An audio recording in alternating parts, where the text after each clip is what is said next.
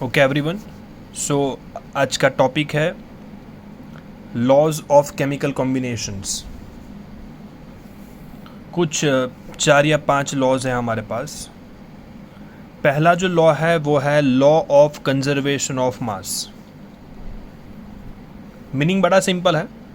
जब कोई भी केमिकल रिएक्शन होती है तो मास हमेशा कंजर्व्ड रहता है, मास में कभी लॉस या गेन नहीं होता है। अगर रिएक्शन करने से पहले रिएक्टेंट का मास आप देखते हो और रिएक्शन ख़त्म होने के बाद अगर आप प्रोडक्ट का मास चेक करते हो तो मास इक्वल आएगा दोनों का। ओके, इसका मास, रिएक्टेंट का मास और प्रोडक्ट का मास जो है वो इक्वल आएगा। ठीक है।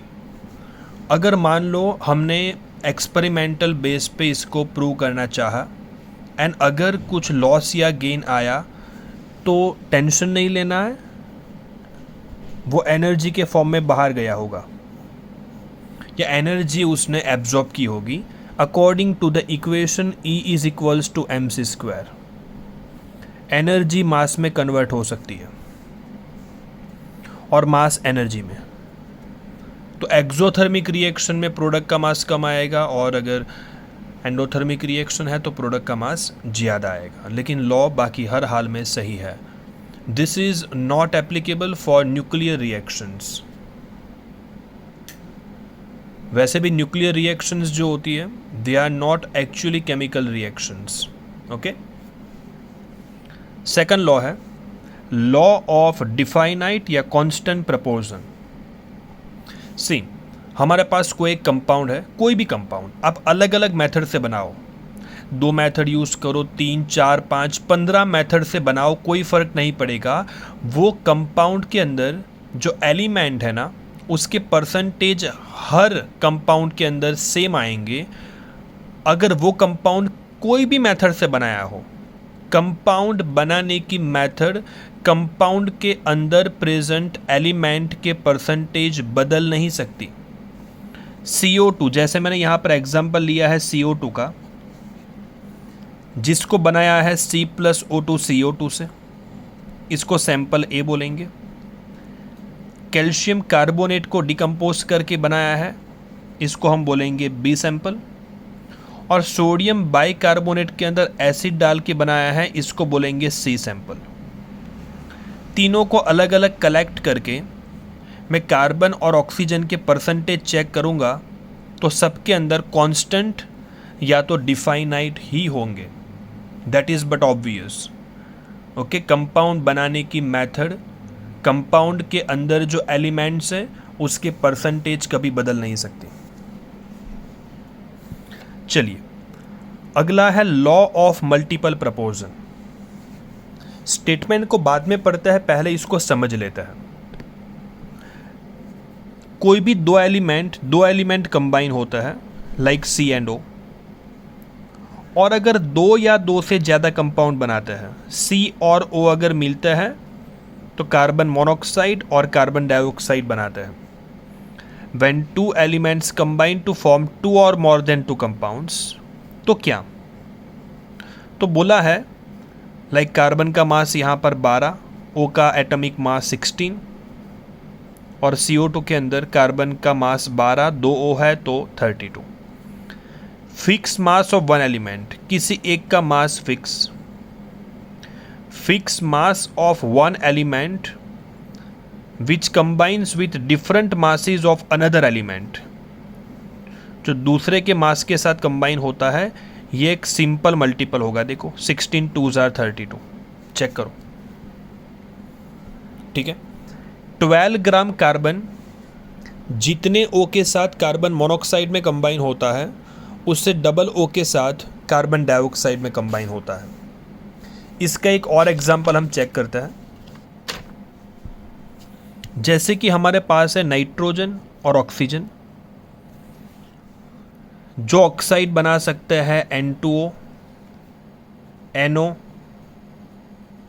N2O3, N2O4 and N2O5। एक नाइट्रोजन का एटॉमिक मास 14 तो 2 का हो जाएगा 28, एक का 14, बाकी सब के अंदर 2 है। एक O का 16, 16 3 जार 48, 16 4 जार 64, ओके, 16 5 जार 80। तो किसी एक का फिक्स मास, अब इसका तो बहुत अलग अलग है, लेकिन ये ऑलमोस्ट फिक्स है, खाली ये जो है वो 14 है। तो ये पूरे को मैं 2 से मल्टीप्लाई करूं तो ये 28 हो जाएगा और ये 32 हो जाएगा। Fix mass of one element which combines with different masses of another, यह है 16, 32, 48, 64, 80, जो रेशियो बनाएगा 1 2 3 4 5। चेक कर लो। Fix mass of one element which combines with different masses of another in a simple whole number ratio. ठीक है, ये है law of multiple proportion, multiple, simple multiple या सिंपल होल नंबर रेशियो। अगला law बहुत important, इसके numericals भी आते हैं, इसका नाम है गैलियो-6 लॉ, सिर्फ गैस के लिए। सबसे पहला स्टेटमेंट इसके लिए याद रखना है, गैसेस हमेशा वॉल्यूम में रिएक्ट करते हैं, हमेशा। H2 hydrogen gas, oxygen gas, let's say water vapour है, लिक्विड फॉर्म में नहीं है, तो इसके आगे बैलेंसिंग कोफिशिएंट है 1, तो 1 मोल लिखूंगा। इसके लिए हाफ है, इसके आगे कुछ नहीं है, मतलब 1 मोल है। गैसेस हमेशा वॉल्यूम में रिएक्ट करते हैं, ठीक है। ये रेशियो मेंटेन करेंगे ही करेंगे। लाइक एक यूनिट ले लो, 1 लीटर, हाफ लीटर, 1 लीटर। हमेशा हाइड्रोजन के वॉल्यूम से ऑक्सीजन का आधा वॉल्यूम ही चाहिए। ज़्यादा होगा तो पड़ा रहेगा, लेकिन इससे आधा ही चाहिए। हाइड्रोजन का वॉल्यूम ऑक्सीजन से डबल ही चाहिए, डबल ही चाहिए, आधा ही चाहिए। इससे ये डबल ही चाहिए, इससे ये आधा ही चाहिए, ये बात पक्की है। ये दोनों का वॉल्यूम सेम ही होगा हमेशा। ये रेशियो फॉलो करेंगे खुद के साथ भी और प्रोडक्ट के साथ भी, अगर प्रोडक्ट गैस है तो। यहाँ पर इसके आगे 1 वॉल्यूम मतलब 1 लीटर लिख देता हूँ, लीटर ml लिख सकते हो आप। इसके आगे 3 लीटर, इसके आगे 2 लीटर। इससे ये 3 गुना होगा, इससे ये डबल ही मिलेगा हमेशा। हाइड्रोजन से ammonia you can check 2/3 times मिलेगा, और अमोनिया और हाइड्रोजन, अमोनिया से हाइड्रोजन 3/2 टाइम्स। हाइड्रोजन से अमोनिया 2/3, अमोनिया से हाइड्रोजन 3/2 टाइम्स। ठीक है, रेशियो हमेशा मेंटेन करेंगे खुद के साथ भी और प्रोडक्ट के साथ भी। अगर मान लेते हैं 2-3 प्रोडक्ट है, उसमें से एक प्रोडक्ट गैस नहीं है, लिक्विड है, तो वहाँ पर रेशियो नहीं चलाना है। रेशियो सिर्फ गैस के लिए ही एप्लीकेबल है, डोंट फॉरगेट दैट। अब मान लेते हैं कि ये एक हैबर प्रोसेस का ही एग्जाम्पल मैं लेता हूँ। रेशियो आप देख सकते हो 1:3:2 है, ये रेशियो फॉलो करना ही करना है, होता ही ऑटोमेटिकली। अब मैं आपको एग्ज़ाम में ऐसा दे दूं कि ये लिया है 2 लीटर और ये लिया है 3 लीटर, तो अमोनिया कितना बनेगा। याद रखो, जब 2 एलिमेंट या 2 कंपाउंड का अमाउंट दिया हो, वॉल्यूम या मास या मोल, तो एक कंसेप्ट आता है लिमिटिंग रिएजेंट, LR।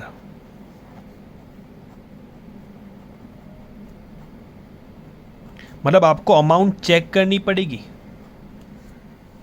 जैसे कि नाइट्रोजन से हाइड्रोजन 3 गुना चाहिए,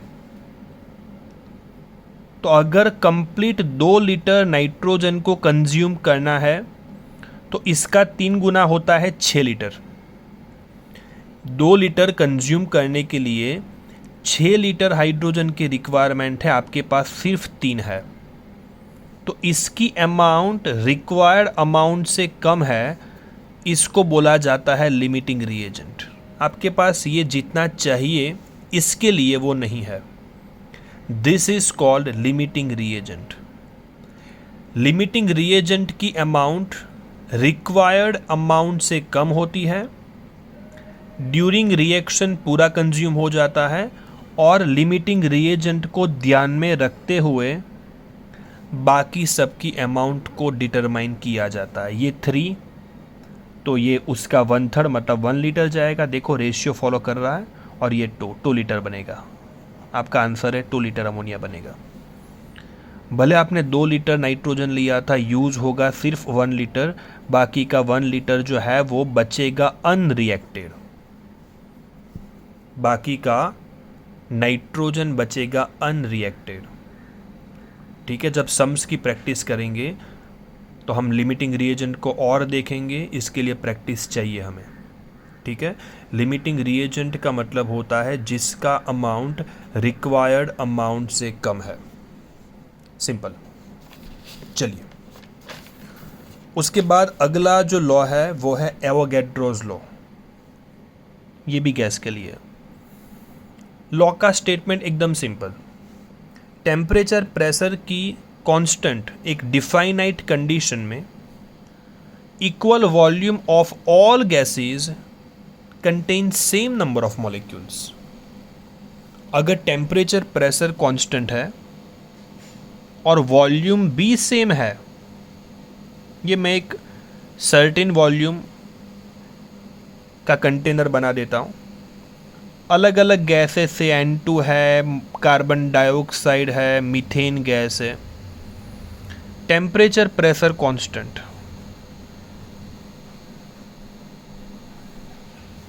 तो इसके अंदर अगर नाइट्रोजन के N मॉलिक्यूल्स है तो इसके अंदर भी कार्बन डाइऑक्साइड के N ही मॉलिक्यूल्स होंगे, इसके अंदर भी मीथेन के N ही मॉलिक्यूल्स होंगे, अकॉर्डिंग टू द स्टेटमेंट। अगर मानो कि इसका वॉल्यूम मैं इससे डबल करूं, टेम्परेचर प्रेशर सेम है तो वॉल्यूम डबल किया तो मॉलिक्यूल्स भी डबल होंगे, कि वॉल्यूम और number of molecules directly proportional है। वॉल्यूम डबल तो नंबर ऑफ मॉलिक्यूल्स भी डबल, इक्वल वॉल्यूम तो मॉलिक्यूल्स सेम। ठीक है, so these are the 5 laws of chemical reactions.